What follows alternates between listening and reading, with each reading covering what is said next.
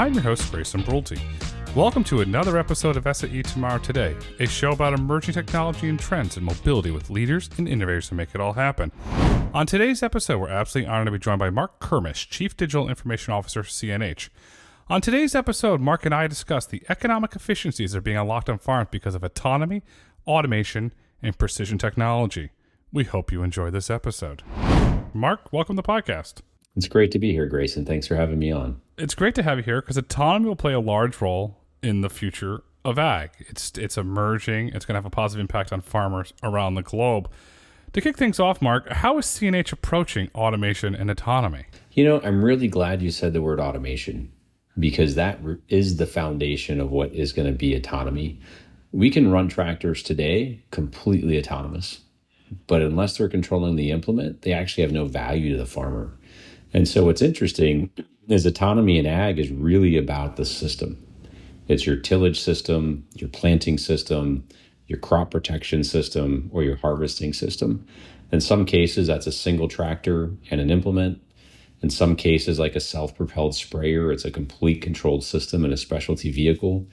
In harvesting, it's a factory on wheels with another tractor collecting and running right beside it. So you have multi vehicles that have to kind of have connectivity. And so we really are looking at how we start with automation, which we actually have decades of experience in, and then overlay the autonomy on top of that to make it an operatorless experience for the farmer. You highlight something very valuable. Without the automation, you don't have the tillage, you don't have the planting, you don't have the harvesting. I'm not a farmer, but what's the value if you don't have that as part of the solution?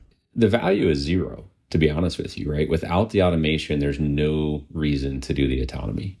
Because if you think about it, back in the 80s, you started to have guidance come in and then auto steering come in. And so farmers, back then, farmers would be like, why do I need auto steering? I can steer this thing. And then all of a sudden they experience it like, okay, this 18-hour day becomes manageable now because I'm not constantly having to think about steering. And so then it came down to, well, what can you do for me next? I have complex settings across all of these implements, and most of them are manual, right? So then you're getting out of the tractor to go do your adjustments. And over time, we've laid on the electronics and hydraulics to allow that to be managed through a computer screen in the cab. As we've built that automation in, we've already started building edge-based artificial intelligence to help control and make recommendations.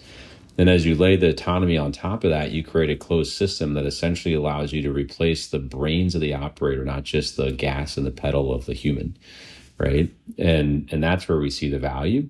And we're looking at mundane jobs. And there's two really mundane jobs that the farmer probably would prefer not to do every day. That is tillage, where I'm literally just prepping my earth for putting the seed in. It's like taping in your house when you're getting ready to paint. Like, it's no fun to tape. You'd rather be painting.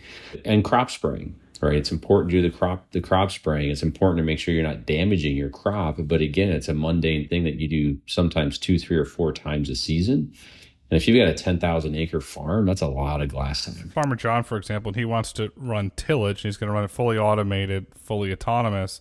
Does he control that from an app, or how does that process start? Or does he go to the tractor and hit a button and say, okay, tractor, please do the tillage? So, when we kind of think about the levels of autonomy, right, you kind of have semi-autonomy, which is where we're getting to, versus full autonomy. Full autonomy would allowing us to run across the road without an operator.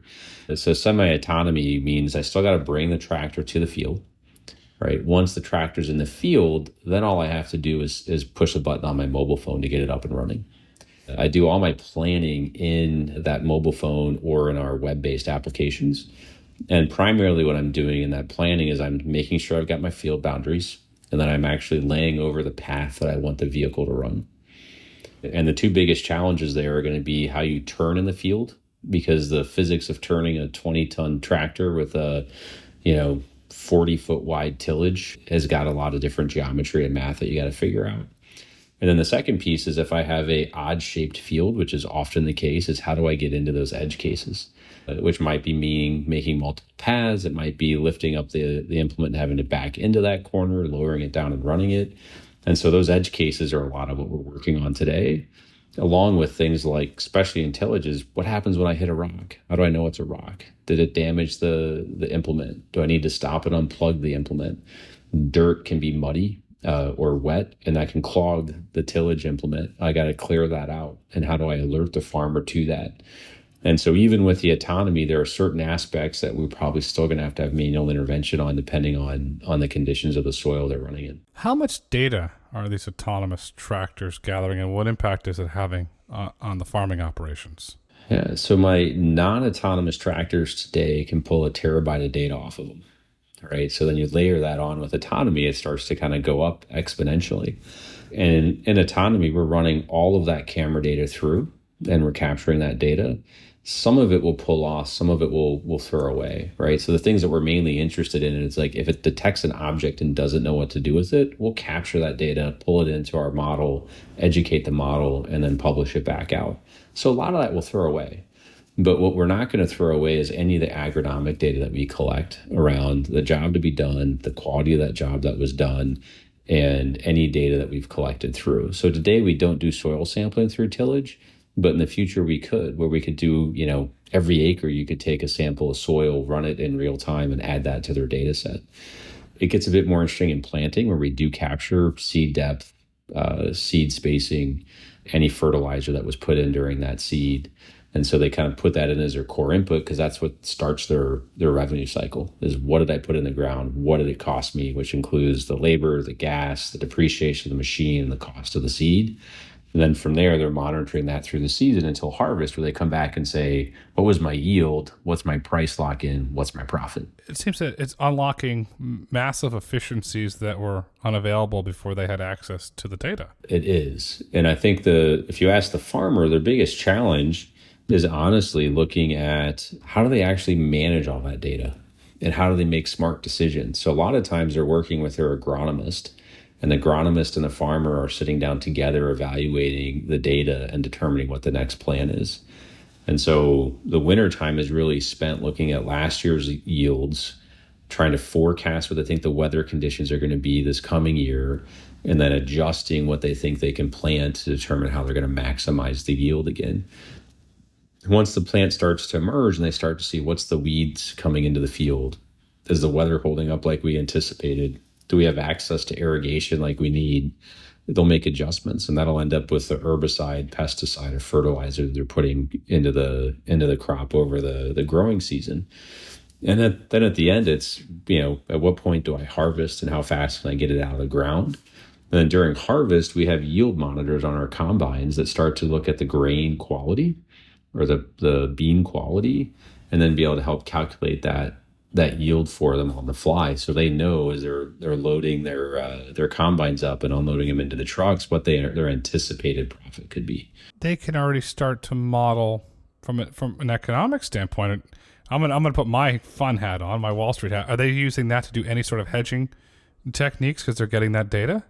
They absolutely are. It's not an aspect of the life cycle that we play in specifically, but they are taking the data and the learnings and the insights when they're buying not only their crop insurance, but when they're locking in on their commodity price. And, if they are, doing puts and calls against that commodity to hedge. But the one thing I've learned is you have an extremely sophisticated business owner and a farmer.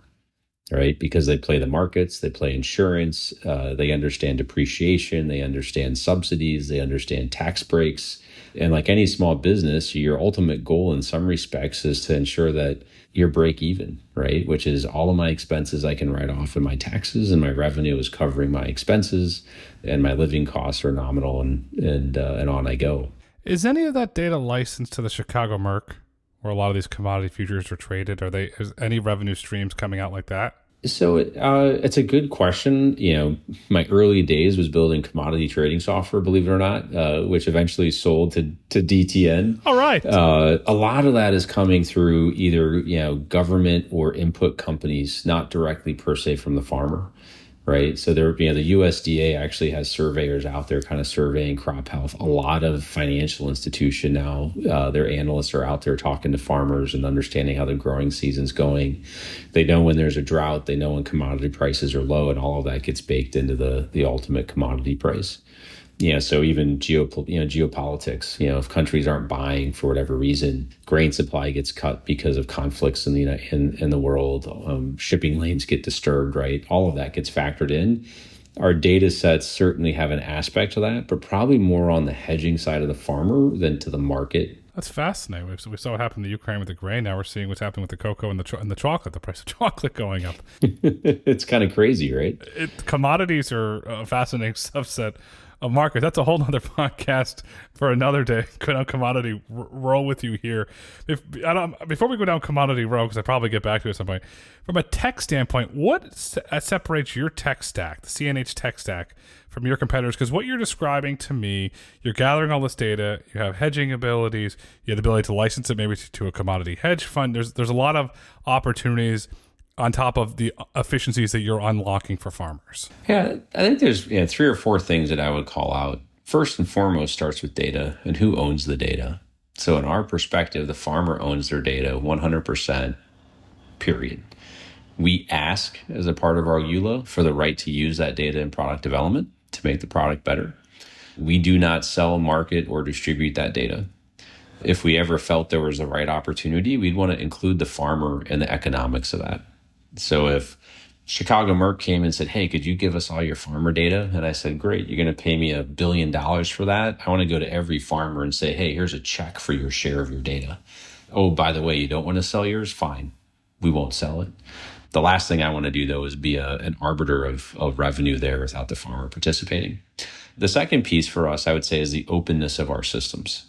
Right. This is, our cloud-based systems where all that data flows into. We have an open API architecture that they can add data to it. So if they have, data coming in from other sources, if they want to export our data to, their input or their agronomist data platforms, they can do that as well. And so the intent is to make it as rich and as easy to use as possible from that aspect of it. Third is, we're vertically integrating our tech stack. Right. So with the acquisition of Raven, with Hemisphere, and with Augmenta, so I've got the best crop protection system in the marketplace, we believe, with Raven's technology. I've got the GNSS and the satellite corrections capability with Hemisphere, which allows me to ensure that tractor is within the centimeter they need to be in. And Augmenta is what's enabling us to start to see the crop health to then be able to act with the crop protection inputs on the field. So it helps me reduce the amount of chemical or spraying that I'm doing to just the areas or plants that need it. And then we're vertically integrating that. So we own 100% of that tech stack, and we can be super flexible and ultimately super fast as we release feature sets. And the last piece is ease of use.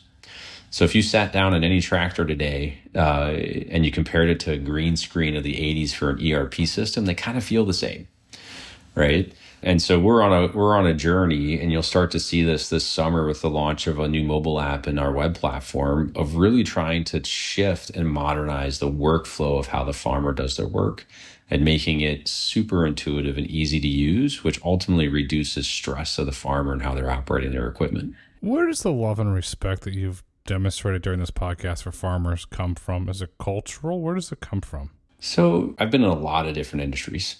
I've been in financial services, I've been in retail, I've been in core manufacturing, utilities, high-tech startups. But there's something about a customer that you serve that is feeding the world, where they're not doing this per se to get rich. They're doing this because it's a lifestyle, and it allows them to get up every day knowing they're doing something good in the world and making an impact. And it's a super easy customer to get behind. Right. And they work so darn hard and have so many things that are not controllable by them. Like if I can give them a product that makes their life easier and helps them guarantee their profitability and sustainability of the farm, then it's an easy thing for me to get behind. And when you sit down and you talk to these guys, my very first couple months on this job, I was talking with a farmer in Southern Illinois. And being a tech guy, like I can make 1,000 mistakes a minute, right? And I can easily correct it. And he made a statement, and I've heard it multiple times now, as he's like, Mark, if I'm lucky, I have a 30-year career. I plant once a year.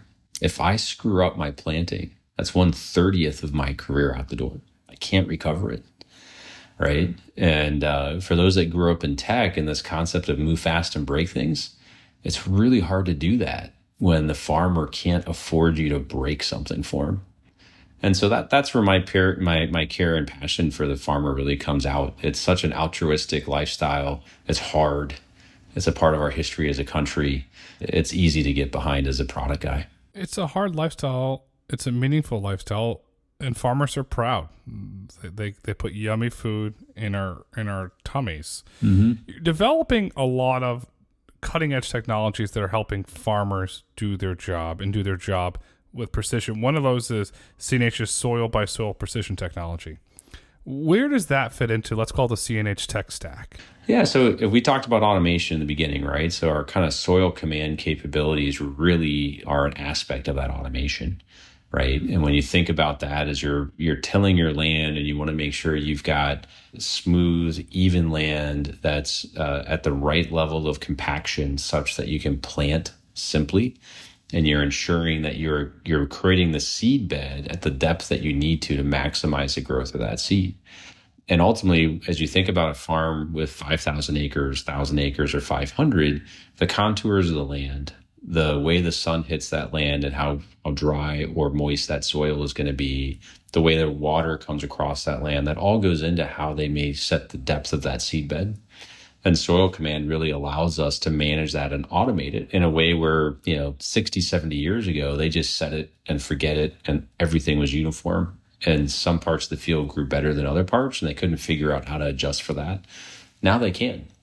And, the goal is profitability per acre.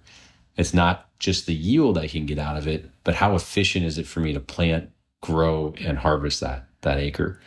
You might have a high yield acre, but the cost to manage it was actually super high as well. And so the profitability is lower. So Soil Command is one of those tools the farmer can use to try to ensure they're maximizing the profitability and minimizing the cost. Was there a trend or a historical moment in time when data started playing a large role in farming? When did it start to work its way into farms? I would say probably, from my perspective, data has always been a big chunk of it. I think it's the question is it used to be once a year, right? My yield data at the end of the year, and I look back over the winter on what were all the things that impacted my yield, and it was more intuition, right? I think as we started to introduce automation in the 90s and really started introducing it in the early 2000s, all of a sudden that became multiple times during the season that data became available, and they could actually make decisions that could impact the growing season in season. Which started to allow them to drive their yields up and ultimately manage their costs. And I think, in the last 5 years is when you've seen an explosion of data, maybe 7 if I think harder about it. And it's just going to get faster. It's going to come at them faster, and it's going to get richer over the next decade. Is it the 90s when CNH first started investing in autonomy and automation, or were you ahead of the curve on that? So I would say, it was really the 80s when we introduced guidance and steering. And I would argue we were probably slightly ahead of the curve. I think we were one of the first to introduce that, if I remember. And I think we kept pace pretty well with the advances of technology through the 90s into the very early 2000s. And then I think for a while there, we lost our way on the advancements of what I'll call software on the vehicle. And like a lot of companies, especially in the industrial vehicle space, you relied on third-party partners to create a lot of your software. And so you're in part wedded to their roadmaps. And so we were a little bit late to the game, recognizing that we had to vertically integrate and really create the capability to write software to ensure our farmers had the best capabilities to farm at. And so, over the last 3 years, that's been part of my job, which is really identifying how do we create a culture of technology, software engineering, and hardware engineering? How do we start to vertically integrate so we can move at the pace the market needs us to deliver solutions that are world-class for our farmers? Are you looking to integrate generative AI into the applications today? One of my favorite topics. Here's what's super exciting. We just launched our first generative AI application to our dealers. And so if you get a manual for a tractor, it's hundreds of pages. And service technicians are super hard to acquire and retain in our market. And so we were working with some of our dealers, and one of them's like, hey, it'd be really great if my guys could use their mobile phone to ask questions to find the answers they need to fix something. And with generative AI, it actually allows us to truly do that and in a very cost efficient. So we literally had a discussion, call it October last year. We had a pilot in front of that same dealer by November. We started to scale that pilot out in January. We added 25 more dealerships to it. And we just rolled it out about a week and a half ago to our dealers to start to use and help us build upon. And so now I can open up a mobile app. I can say, hey, how do I change the oil filter in the latest CR11 combine from New Holland? How do I adjust the header on that combine? How do I ensure that I'm getting the right readings for my yield monitor? And the questions come back and it goes straight to where the manual is and shows them the page, shows them the diagrams, the diagnostics, the part numbers they might need to fix something. And it's literally cutting minutes to sometimes hours out of their day. And it also, for the 1 or 2 tenured service techs in the dealership, they're no longer being bombarded with questions. And so they get a little bit of time back too, and maybe they're a little bit less grumpy. Do you feel that the consumerization of generative AI is helping accelerating this, where consumers are comfortable asking a device or asking a computer a question and getting an answer? That's a good question, because if you jumped out into the farm, I don't think it's hit those farmers quite yet. I still feel some of the consumerization of tech. They're not on Microsoft Teams every day, right? They're not seeing it coming through an enterprise version of Microsoft Copilot.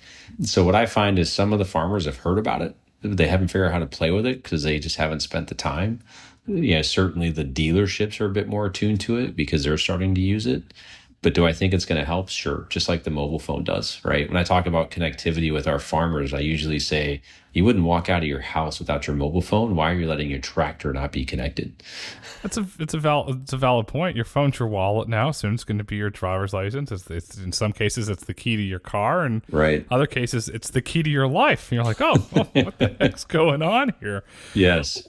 What is the great unlock for farmers and farming for generative AI? Is there a killer app that's coming? Is there something that CNH is developing that you have your thumb on that's going to really push the envelope forward? Yeah, I think to me, one of the killer apps, and we're starting to experiment with this with generative AI, is really making it easier for the farmer to get insights out of the data, right? So, this is right now still a vision. It's not a reality for me yet, but I'd really like to be able to have the farmer ask a generative AI prompt, build me my spring planting plan, factor in the last 5 averages of my yields, factor in the last 20 years of Farmer's Almanac weather, right? Take a look at my neighbors and tell me what their yields were. Here's my seed company. Here's the fertilizer I've used. Here's my equipment and how long it took me to plant. And then ideally it produces a plan back, right? And as you probably know, the more specific they can be with that prompt, the better off the response is going to be. And all of a sudden, this whole need to build fancy dashboards and graphics and all that stuff starts to go away, because I can, with natural language, start to ask questions of my data and get responses back. And that to me becomes the killer app. Even down to, hey, could you take a look at the last 100 hours of my tractor running, who the operator was, and tell me who ran it most efficiently and got the most gas mileage per acre, right? And then I want to understand their behaviors. I want to go to all my other operators and say, do what Joe does, right? You're going to max out at 2,500 RPMs, and that's it, because I maximize my gas at that level. Think about the economic efficiencies that could unlock. That could be vast. Have a very positive impact on farmers around the world. Will CNH develop that in-house and then license it or sell it as a service to farmers? Or how do you see that killer app being developed? Yeah, so I think we are already developing that within our tool chain. Today, we view that as a value-added service for being in our ecosystem of equipment. We're still learning with our customers and what they're willing to allow us to monetize as it relates to the digital capabilities that we give them. And right or wrong, part of our industry set the value at 0 for some of those digital tools as a way to get lock into the ecosystem of the precision technology and the equipment I provide. And so we're operating a little bit as the base. I think as the value increases and the ease of use continues to improve, we'll start to find ways to monetize that where the farmer's comfortable saying, yeah, I'll pay for that. That's valuable enough for me. Especially the farmer could have a clear payback and they can understand it. It's the modeling. Oh, okay, I pay this back in one harvest. Oh, okay, this is pretty dramatic there. How vast is CNH's tech portfolio? You have the automation autonomy, you have the generative AI, you have the precision tech. What else is a part of your tech portfolio? So I think other aspects of our tech portfolio, we're starting to take a look at robotics as a whole. And robotics to me is two parts. When we talked about automation and autonomy, I'm ultimately creating one big robot.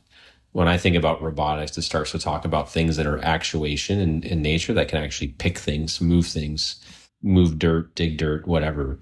So specialty is an area where that's super important. It's one crop that has the highest labor input cost because you're often hand picking this fruit. And a lot of our specialty farmers are struggling with labor in general. And so there's a lot of interest. And this is where the ag tech market and the startup space has been really interesting to watch and monitor because they've been focusing highly there because it's one of the few areas of farming where you have an extremely highly valued crop and farmers are willing to invest in it because they see the immediate labor payoff by automating it. We talked about data and analytics. That'll continue to be kind of top of mind. And then, I'd call computer vision is probably the other aspect we haven't spent a lot of time talking about. And that's ultimately what enables crop health or autonomy as a whole. Is computer vision, is that what's powering your precision tech business? Is that based on computer vision? That is. And so we look at computer vision as probably three components. We're anchored very much to serial cameras, right? So you're getting a true image and you'll be able to apply different technologies to determine if you can see the chlorophyll or content of the plant. We do use LiDAR and radar. They both have value depending on the mission. The biggest challenge with cameras is they get dusty. Right. And LiDAR can kind of see through that and there's not a concern, but you have cost challenges with LiDAR. And so we'll have some combination of either camera radar or camera LiDAR, depending on the use case. Do you have a spray technology for precision since weed management on farms is such a critical task of the farming operation? We do. So Raven Industries, who we acquired back at the end of 2022 and is what I would say is the preeminent crop spraying technology out there. So they have a system that allows them not only to see out ahead of the vehicle to help determine exactly what's in front of it. We can spray by section, and we can also have essentially nozzle control. So what's called variable rate spraying. And we can spray essentially down to roughly is a really tight 50 centimeter block. Right. And we're doing that at 20 plus miles an hour. And so it's got one of the tightest spray radiuses in the market today that allows you to be very efficient and exact on what you want to do with that. Is that tie into, going back to earlier in the conversation, tie into the automated part of the conversation where the tractor's driving autonomously, the spray is being automated and operating autonomously? That's exactly right. And so like with the Augmenta system that we bought, one of the things that Augmenta did a really nice job of they can detect the chlorophyll of the plant and help determine the amount that needs to be sprayed and where it needs to be sprayed. And so there's two aspects in spraying that are emerging. One is called green on brown. So you have an early emerging crop where I can still see the brown dirt around it. And I can identify the crop and assume everything else around that crop needs to be sprayed as a weed or some other nefarious plant that you don't want in your crop. As the crop grows, you end up having green on green. So you now have a challenge with color. And so the next phase is how do we start to identify the shape of a plant versus the shape of the crop when I don't have that contrast. And so I can still continue to focus on spraying the plant. And it gets interesting because I got to make sure that where I'm spraying, I'm not having anything drip over to the plant that you don't want on the crop. And so again, doing that at pace. And so today in green on green spraying, your speed drops by 50%. And so you might be reducing, the amount of content you're putting on the field and saving money there. It might be offset by extra labor cost. So getting to autonomy at least flattens that labor cost and takes it out of the picture. So if I'm running at 10 miles an hour, or I'm running at 20 miles an hour, it doesn't matter. Before a farmer can introduce autonomy and precision tech, do they have to prep the farm, update the farm? Do they have to do anything prior to that? Not necessarily on the ground, right? Where the prep comes in a couple of places, we need to make sure they have connectivity, right? And there's kind of three ways for connectivity today. The two most common are going to be cellular based and they're going to be Wi-Fi based. And that kind of creates a mesh network, right? And we can manage either. The next generation is really about satellite connectivity. And so we've been working with a handful of partners to figure out what's the best satellite partner. And in areas like Southeast United States or wine country where you're moving up and down hills, the Mato Grosso region in Northwest Brazil, which is really feels like you're in Mars because it's red dirt, it's flat, there's nothing around. There's not good cellular coverage. So we're starting to rely more and more on satellite. And that's going to be a necessity for autonomy. All right, you need those vehicles to be connected. And then the second piece is really just setting up your fields and your boundaries, right? And most of that's going to be done within your digital platforms. And most of that's going to start with an AI overlay. So we're going to take a look at a satellite image, right? We're going to determine where we think the boundaries are, and we're going to recommend that to the farmer. So the farmer, all they have to do is kind of adjust it based off of what they actually know. In other cases, they could go out and they could drive the field with the tractor and set the boundaries manually if they want to be more exact, depending on some of those obstacles, fence lines, or oddities to the shape of the field. That's fascinating. From the data perspective, is it just real-time data from the connectivity, or is it offloading all that data in real time, or does when the tractor goes back into the farmhouse, is that where the big data dump happens, or how does that look from a data transfer perspective? Yeah, so it's continuous. Now, like for us, all of the compute and decisions will happen on the edge on the tractor, right? Because you don't want to have any latency concerns of real-time decision making. The value of the data coming off the tractor to the digital platform is for the after-mission analysis. And then we'll also take a look at that data and determine what aspects of that can be used to tune the models on the tractor. And then we'll push those models to the tractor when they've been hardened and are ready to go. And most of that's going to be around the efficacy of the autonomy, right? In farming, you can sometimes have weird shadows that pop up where the tractor stops and goes, I don't know what this is, right?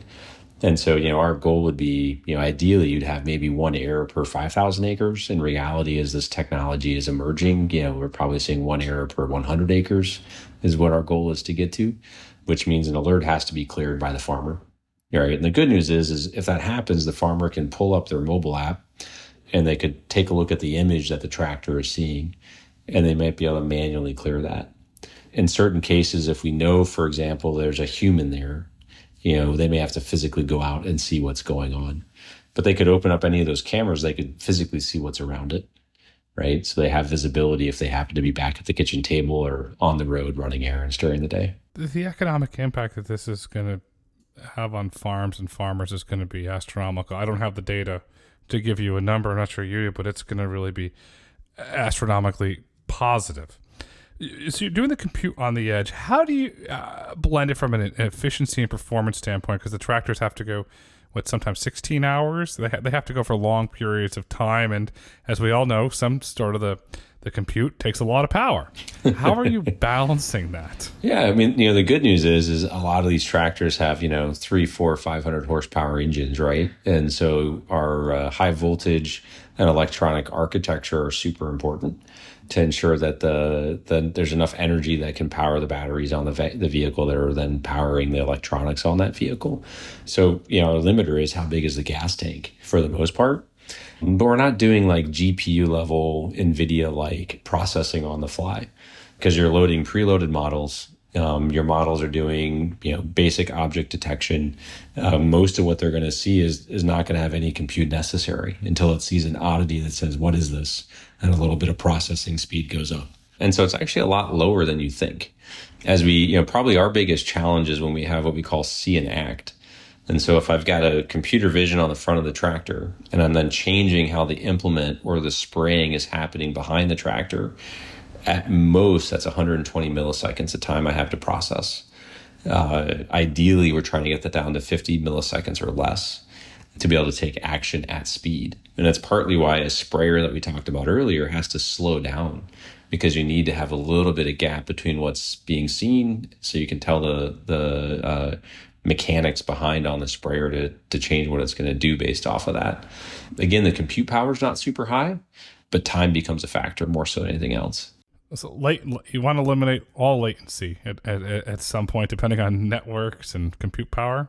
There is 100% focused on that. And there's some interesting things like, drones have entered farming quite aggressively, and drones are being used primarily for crop health. And that data goes back to their agronomist.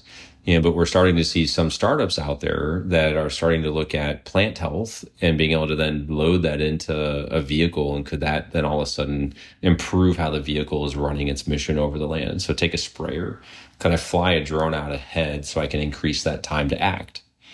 Right? Can I go from 120 milliseconds and say, geez, now I get 60 seconds because the drone's flying out?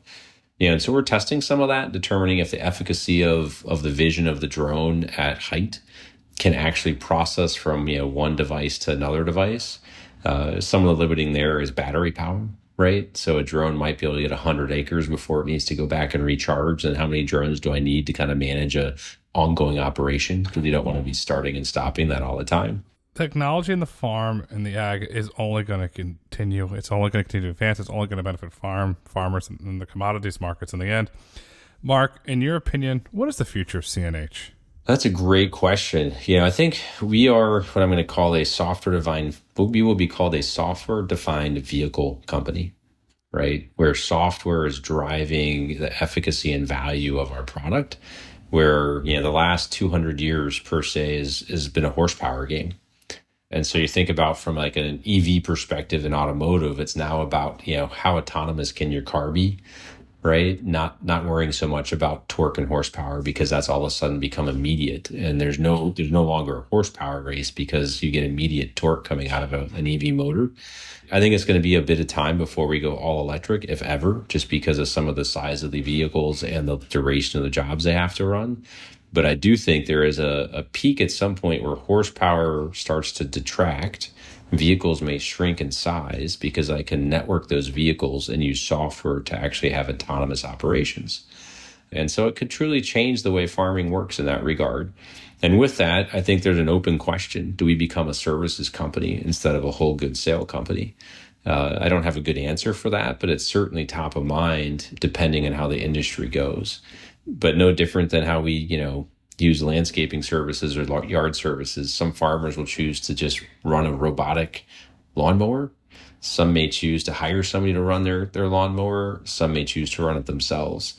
So today in farming, the farmer can choose to hire somebody or they can run it themselves. We're getting to a point where they can soon to be choosing something to run on its own. I like this. CNH, a software-defined vehicle company.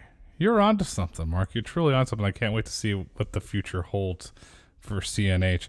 As we look to wrap up this conversation for today, what would you like our listeners to take away with them today? I think for me, farming is rich with technology opportunities and really complex technical problems. You have a very sophisticated customer we're serving and a tremendous problem we're trying to solve. We tried to feed 8 billion people in the world and growing, with changes in our growing cycles due to weather patterns that are getting more aggressive.